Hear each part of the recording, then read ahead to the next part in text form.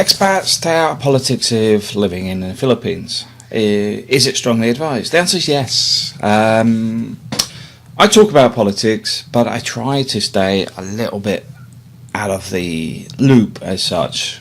Although we're talking about Rojas and the other candidates, such as Duterte, I try to just say it as it is. It's not stuff that's difficult to understand. I'm not sitting here going Duterte, which is obviously being more one-sided. Do I think that there is likely to be some serious changes in the Philippines coming up? Yes, I do. Win or lose, there is going to be something happen. I know a lot of people are saying, well, if it becomes rigged and Duterte doesn't win, there will just be like a quiet protest. I don't think so, not this time round. It's not the same type of character. He's quite a strong character, but also I think he's got the support of other groups. So we'll just leave that as it is. But what's interesting is you get threats from people that are obviously the type of people that the Philippines is trying to change. People that will send you threatening messages in the hope that you'll be scared off. I've come across this over the years anyway. There was something relating to airsoft where a governor's son was accused of something relating to, should we call them girls working in an evening entertainment industry. And the guy that had wrote the article had obviously got all the information, but he was a bit bitter about being pushed out of the Airsoft Association. So he'd put it within the internet. And they got him to retract it within, I think, about 24, 48 hours. And they were there going round anywhere they could find the internet that it still existed to try and get the information off. I still have the article somewhere. I just marked it as private. But that's an example. They will chase you around the web. Now, the interesting thing is, I haven't said anything about political allegiance, because I have no political allegiance to anybody. Even in the UK, I do not support any political party, because I see them all as the same shade as grey. They all go to school together, their kids go to school together, and they're all part and parcel of the same problem. The Philippines has many issues within it.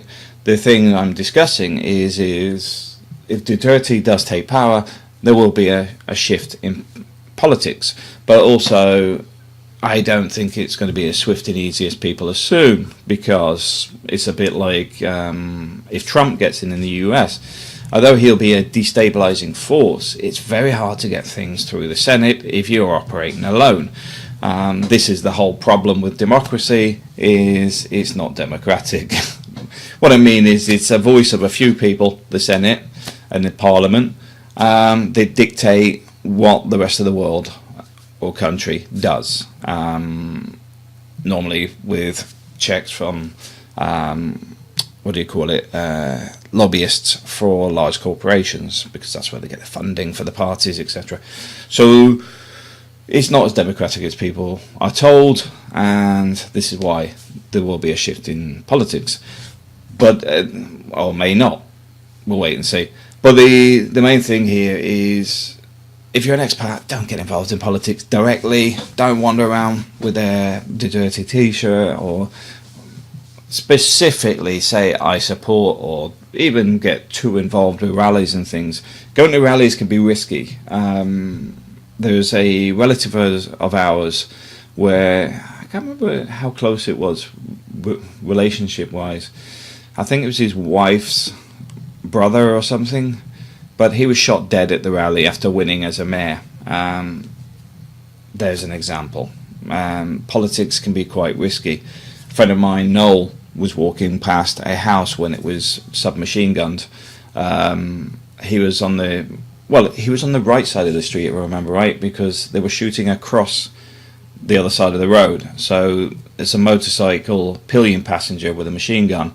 Noel's walking on this footpath. The shooting happened opposite him.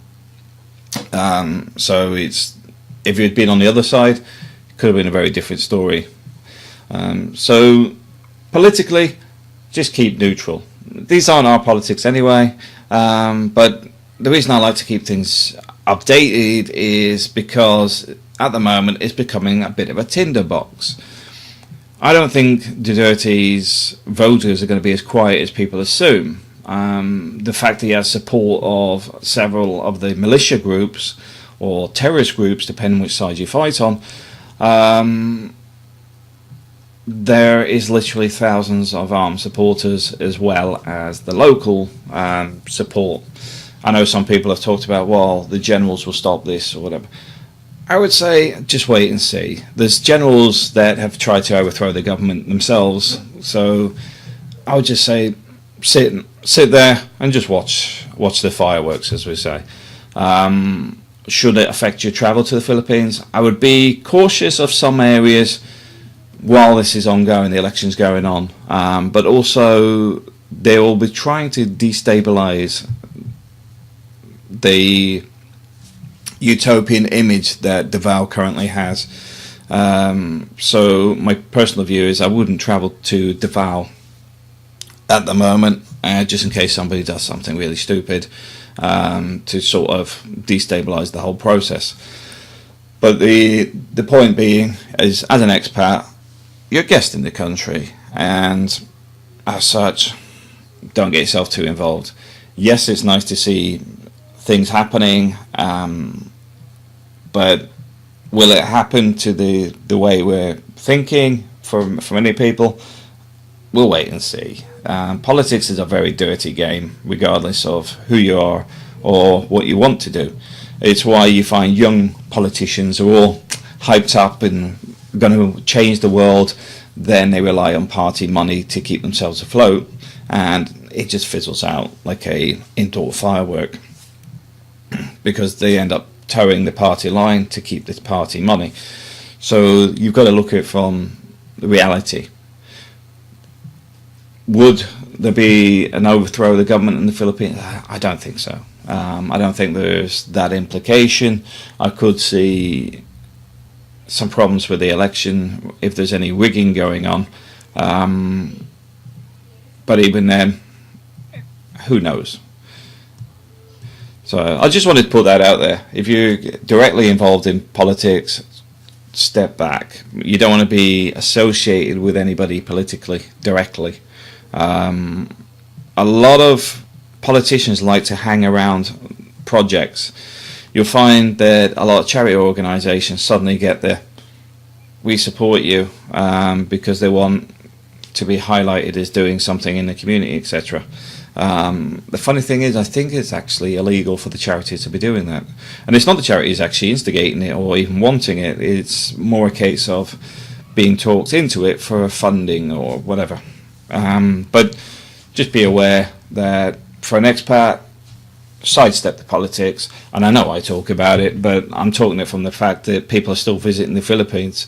In the same way, when people complain that the Philippines is all fluffy and nice, and say, well, Matt, you can't say that people get murdered, etc. But it's true.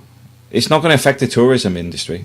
What affected the tourism industry was the dynamite fishing, the cyanide fishing, the destroying of the coral reef, in the 70s. It's been ongoing.